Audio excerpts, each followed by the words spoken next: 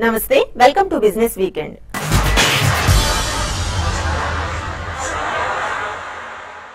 ఒకప్పుడు నిమిషానికి call rate 16 రూపాయలు ఉండేది. పోటీ పుణ్యమాని సెకనుకు అర పైసాకి పడిపోయింది. ఇదే పరిస్థితి క్యాబ్ ఇండస్ట్రీకి వచ్చింది. నిన్న మొన్నటి వరకు ప్రైవేట్ కార్లు బుక్ చేసుకోవాలంటేనే సామాన్యులు భయపడేవారు. అలాంటి క్యాబ్లు ఆటో కన్నా చీప్ గా సేవలందిస్తున్నాయి. మీరు మీటర్ ఆటో ఎక్కితే మొదటి 2 కిలోమీటర్లకి 21 రూపాయలు ఛార్జ్ చేస్తారు. అదే క్యాబ్ అయితే కేవలం కిలోమీటర్కు 10 రూపాయలే. టాక్సీ రేట్లు ఇంత దారుణంగా పడిపోవడానికి కారణం క్యాబ్ కంపెనీల మధ్య పెరుగుతున్న పోటీనే. పైగా నిన్న మొన్నటి వరకు ఒక కారు ఒక బ్రాండ్ కంపెనీకి మాత్రమే పనిచేసేది. ఇప్పుడు పరిస్థితి మారింది. ఒకే కారు 4 కంపెనీలకు సేవలందిస్తోంది. ఉదాహరణకు జీనీ క్యాబ్ బుక్ చేసుకుంటే మీ ఇంటికి జీనీ స్టిక్కర్ ఉన్న కారు వస్తుంది.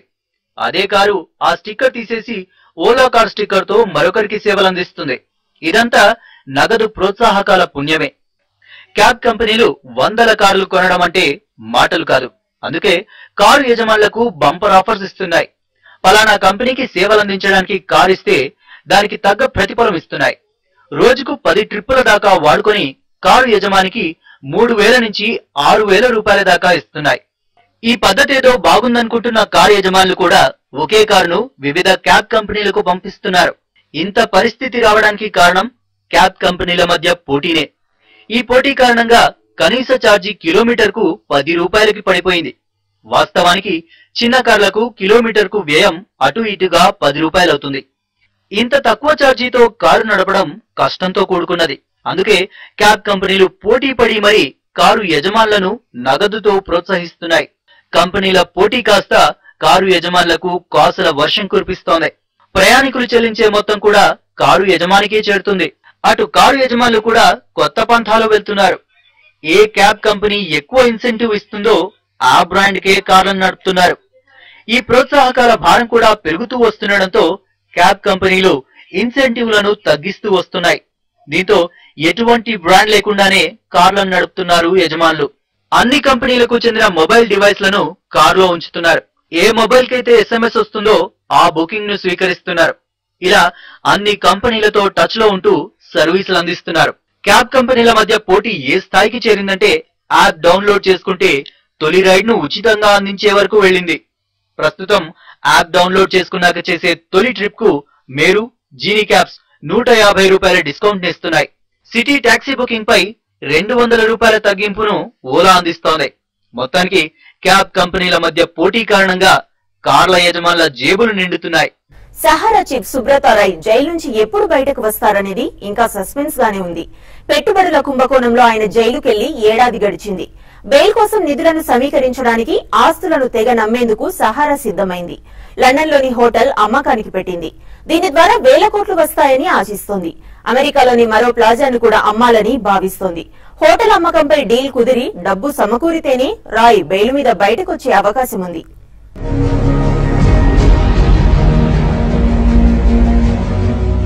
సహారా వేల కోట్ల సామ్రాజ్యం. పెట్టుబడుల పేరుతో ప్రజలకు వేల కోట్ల మేర మోసం చేసిన కేసులో ఆ సంస్థ అధినేత సుబ్రత రాయ్ ప్రస్తుతం జైల్లో ఉన్నారు. కుంభకోణం వెలుగు చూసిన తర్వాత కోర్టులో విచారణ కొనసాగుతోంది. డిపాజిటర్లకు 17,400 కోట్లు చెల్లించడానికి ఆయనకు కోర్టు కొంత సమయం ఇచ్చింది. కానీ ఆ సొమ్మును ఆయన చెల్లించకపోవడంతో కోర్టు ఆదేశాల మేరకు ఆయన్ని పోలీసులు అరెస్టు చేశారు. గత ఏడాదిగా జ్యుడిషియల్ కస్టడీలో ఉన్నారు. బెయిల్ పొందాలంటే డిపాజిటర్లకు డబ్బు ఎలా చెల్లిస్తారనే యాక్షన్ ప్లాన్ తెలపాలని కోర్టు ఆదేశించింది. కానీ సంతృప్తికరమైన ప్లాన్ ఇవ్వలేకపోయారు. కనీసం బెయిల్ పొందడానికి డబ్బులు లేక లండన్ లోని హోటల్ను అమ్మకానికి పెట్టారు.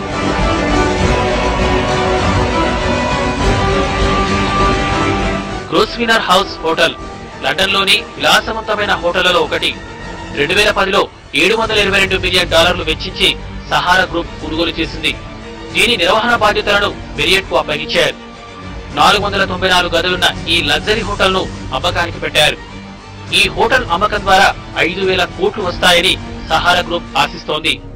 ఈ హోటల్ తో పాటు అమెరికా న్యూయార్క్ లోని ప్లాజాను కూడా అమ్మకానికి పెట్టాలని, మొత్తం మీద $1.6 బిలియన్ ఆదాయాన్ని సమకూర్చుకోవాలని సుబ్రత రాయ్ బృందం భావిస్తోంది. ముందు లండన్ హోటల్ అమ్ముడుపోతే కనీసం రాయ్ బెయిల్ మీద బయటకు రావడానికి అవకాశం ఉంటుంది. ఇంత భారీ మొత్తానికి ఈ హోటల్ను కొనే ఆసామి కోసం సహారా పరివారం ఆతృతగా ఎదురుచూస్తోంది.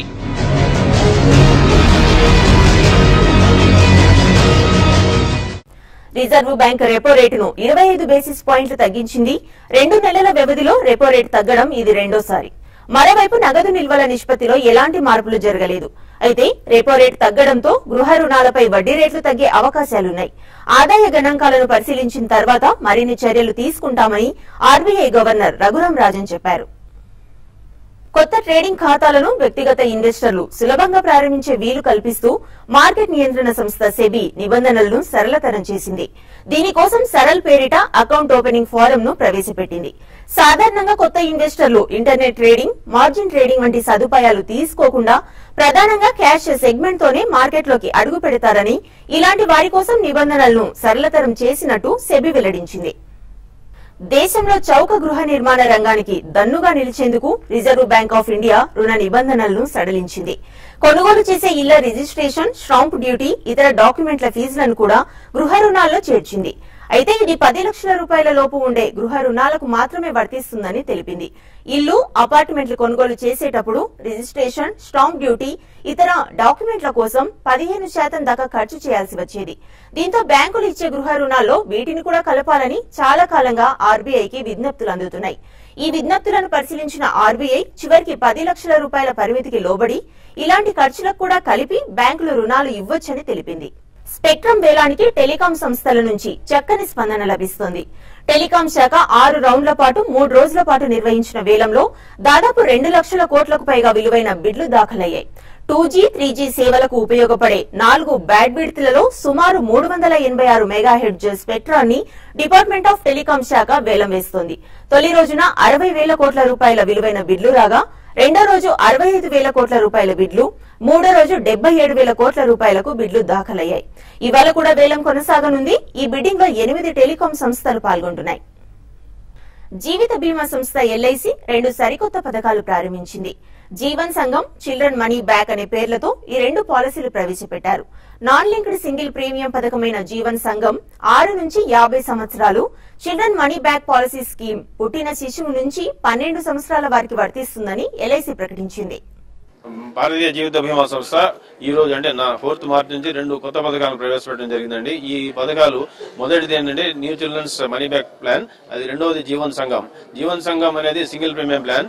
ఈ సింగిల్ ప్రీమియం ప్లాన్ లో అడ్వాంటేజ్ ఏంటి అంటే మీరు కట్టిన ప్రీమియంకి దాదాపు 10 రెట్లు బీమా రక్షణ వస్తుంది. అంతేకాకుండా గడువు పూర్తయిన తర్వాత అంటే దాదాపు 12 సంవత్సరాల గడువు ఈ ప్లాన్ ది. గడువు పూర్తయిన తర్వాత మొత్తం బీమా మొత్తం తీసుకోవడానికి అవకాశం ఉంటుంది. ఈ యొక్క పాలసీలు బేసిక్ గా ఏంటంటే పిల్లల చదువు లేదా వివాహ లేదా ఇతర ఆర్థిక అవసరాలను తీర్చడానికి ఎల్ఐసి ప్రత్యేకంగా ఈ పాలసీలను ప్రవేశపెట్టడం జరిగింది.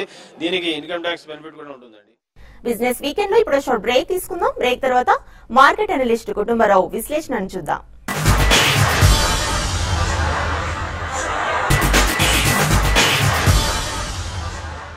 Welcome back to business weekend.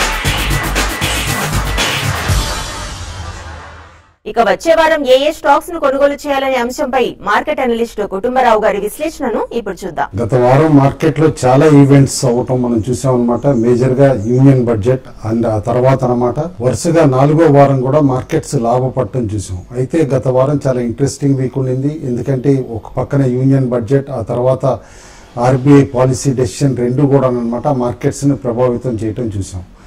అయితే ఒక దశలో నిఫ్టీ 9,100 వరకు రీచ్ అవ్వటం అండ్ బిఎస్సి సెన్సెక్స్ కూడా 30,000 మార్క్ దాటడం కూడా చూసాం. అయితే వారాంతానికి వచ్చేపాటికి కొంచెం కరెక్షన్ మోడ్లోకి వెళ్ళటం కూడా అబ్జర్వ్ చేసాం. అయితే క్లియర్గా మార్కెట్స్ అనమాట బడ్జెట్ని పాజిటివ్గానే రిసీవ్ చేసుకున్నాయి అని అనుకోవాలి. అండ్ ఆర్బీఐ పాలసీ డెసిషన్ అనమాట రేట్ కట్ అనమాట కాస్త ఆప్టిమిజం కూడా పెంచినాయి. ఎందుకంటే ఎకానమీ కిక్ స్టార్ట్ అవడానికి ఇటు గ్రోత్ తిరిగి గాడిలో పట్టడానికి కూడా దోహదపడుతుందని చెప్పేసి క్లియర్లీ సెక్టార్స్ వైజ్ చూస్తే కనుక FMCG sector and pharma sector, mainly pharma sector అనమాట డిఫెన్సివ్స్ అన్నీ కూడా లైమ్ లైట్లోకి రావటం చూసాం ఆర్బీఐ పాలసీ డెసిషన్ తర్వాత. ఎందుకంటే వడ్డీ రేట్లు తగ్గుతూ ఉంటే కనుక మెయిన్లీ డిఫెన్సివ్స్కి సాలిడ్ ఎర్నింగ్స్ ఉంటాయి కాబట్టి ఇయర్ ఆన్ ఇయర్ ఆ కంపెనీస్ ఎక్కువగా బెనిఫిట్ అవుతాయి అని చెప్పేసి దాంట్లో అగ్రెసివ్ బయింగ్ రావటం కూడా చూసాం. అయితే సైక్లికల్స్ అదర్ స్టాక్స్ ని కూడా చూసానమాట. హయ్యర్ ఎర్నింగ్స్ ఆప్టిమిజం తోటి ఎంతగానో ర్యాలీ అవటం చూసాం. అయితే కొంచెం కన్సాలిడేషన్ మోడ్ లోకి ఇప్పుడు వెళ్తాయి అని చెప్పేసి అని అనుకుంటున్నాం. గ్లోబల్ ఈవెంట్స్ చూస్తే కూడా గత వారం అనమాట మేజర్ న్యూస్ ఫ్లో అయితే లేకుండింది. అయితే యుఎస్ మార్కెట్స్ పటిష్టంగా ట్రేడ్ అవ్వటం ఇంకా, ఎందుకంటే మైనర్ వాలటిలిటీ ఉన్నా కూడా అనమాట అక్కడ ఎకానమీ స్ట్రాంగ్ పెర్ఫార్మెన్స్ అనమాట అక్కడ మార్కెట్స్ ని ఇన్ఫ్లుయెన్స్ చేయడం కూడా మనం చూస్తున్నాం. అయితే యూరోప్ లో కూడా ఈసీబీ అగ్రెసివ్ గా దాదాపు 60 బిలియన్ యూరోస్ పర్ మంత్ అనమాట ఇన్ఫ్యూజ్ చేస్తాను క్వాంటిటేటివ్ ఈజింగ్ లో ఉండటంతో అనమాట అక్కడ మార్కెట్స్ కూడా స్టేబుల్ గా ఉండటం అబ్జర్వ్ చేస్తున్నాం. కరెన్సీ మార్కెట్స్ లో రూపాయి కూడా స్టేబుల్ గా పటిష్టంగా ట్రేడ్ అవుతోంది. కాబట్టి ఇన్ షార్ట్ టర్మ్ అనమాట క్రూడ్ ఆయిల్ ధరలు అనమాట అంతర్జాతీయంగా ఇదే తగ్గుముఖంలో కానీ స్టేబుల్ గా ఉంటే గనక ఇండియన్ ఎకానమీకి అది బిగ్గర్ పాజిటివ్ కావచ్చు. ఎందుకంటే 2015-16 ఫస్ట్ క్వార్టర్ లో కూడా అనమాట ఇటు కేంద్ర ప్రభుత్వానికి కరెంట్ అకౌంట్ సర్ప్లస్ వచ్చే పాసిబిలిటీ ఉంది కాబట్టి. అయితే ఒక పక్కన స్పెక్ట్రమ్ ఆక్షన్ కూడా మంచి స్పందన రావటం చూసాం. అయితే రీసెంట్ కోల్ ఆక్షన్ తర్వాత ఇప్పుడు స్పెక్ట్రమ్ ఆక్షన్ తోటి అనమాట డిస్ఇన్వెస్ట్మెంట్ డబ్బులతోటి కేంద్రానికి ఫిస్కల్ డెఫిసిట్ పోర్చడానికి కూడా మంచి అవకాశం వచ్చిందని చెప్పేసి మనం అనుకోవచ్చు. ఓవరాల్ గా ఇండియన్ మార్కెట్స్ అనమాట పోస్ట్ బడ్జెట్ అబ్జర్వ్ చేస్తే గనక ఎఫ్ఐఎస్ పాజిటివ్ గా రిసీవ్ చేసుకున్నాయి కాబట్టి ఇక్కడ కాస్త కన్సాలిడేషన్ మోడ్ లో ఉండి నెక్స్ట్ క్వార్టర్ ఎర్నింగ్స్ అనమాట అంటే ఇయర్ ఎండింగ్ Q4 ఎర్నింగ్స్ తర్వాతే మేజర్ ర్యాలీ రావచ్చు అని చెప్పేసి అని అనుకుంటున్నాను. Buy on declines stock specific approach adopt చేయమని చెప్పేసి క్లియర్ గా సజెస్ట్ చేస్తున్నాను. ఇండెక్స్ టెక్నికల్స్ చూస్తే గనక క్లియర్లీ 29,150 దగ్గర స్ట్రాంగ్ సపోర్ట్ BSE సెన్సెక్స్ ఉంది. అదే NSE నిఫ్టీకి 8850 దగ్గర స్ట్రాంగ్ సపోర్ట్ ఉంది. ఈ రెండు లెవెల్స్ చాలా కేర్ఫుల్ గా అబ్జర్వ్ చేయమంటాను. ఎందుకంటే 1 or 2 డేస్ ఈ లెవెల్స్ కింద గనక క్లోజ్ అయితే గనక మార్కెట్స్ కొంచెం షార్ప్ స్లైడ్ వచ్చే పాసిబిలిటీ ఉంది. అదే ఆన్ అప్ సైడ్ చూస్తే గనక క్లియర్లీ లాస్ట్ వీక్ ఏదైతే హైస్ అటెంప్ట్ చేసినాయో ఆ హైసే మేజర్ నిరోధకం అవ్వచ్చు అనమాట. కాబట్టి ఆ హైస్ క్రాస్ అయితేనే ఫ్రెష్ ఆర్బిట్ లోకి వెళ్లే పాసిబిలిటీ ఉంటుంది.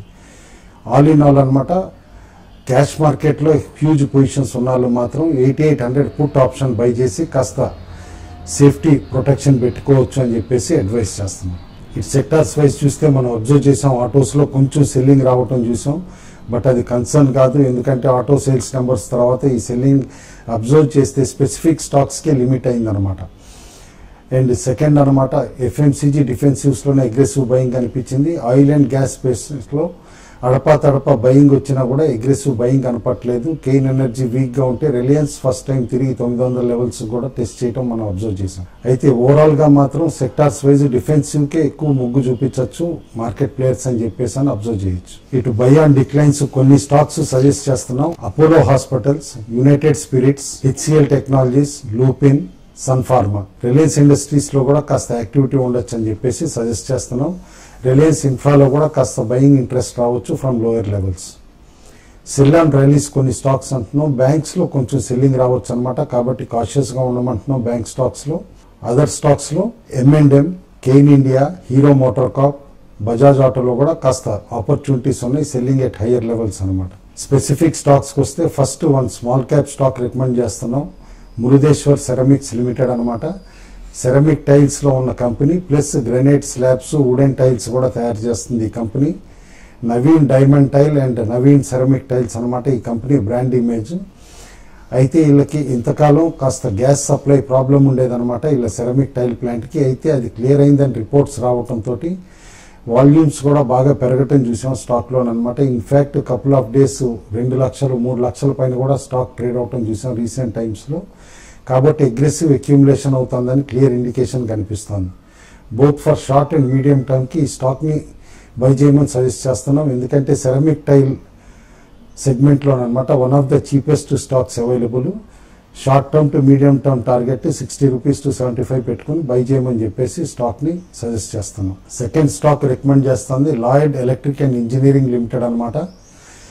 లాస్ట్ ఇయర్ అదర్ ఇన్కమ్ తోటి చాలా స్ట్రాంగ్ రిజల్ట్ చూపించిన కంపెనీ. అయితే ఇయర్ అనమాట క్వార్టర్ ఆన్ క్వార్టర్ మనం రిజల్ట్స్ కూడా చూస్తే స్టడీ ఇంప్రూవ్మెంట్ ఉంది. ఇన్ఫాక్ట్ డిసెంబర్ ఎండింగ్ క్వార్టర్ అనమాట ట్రైలింగ్ సెప్టెంబర్ క్వార్టర్ తో చూస్తే దాదాపు 28 to 30% growth quarter on quarter చూపించింది.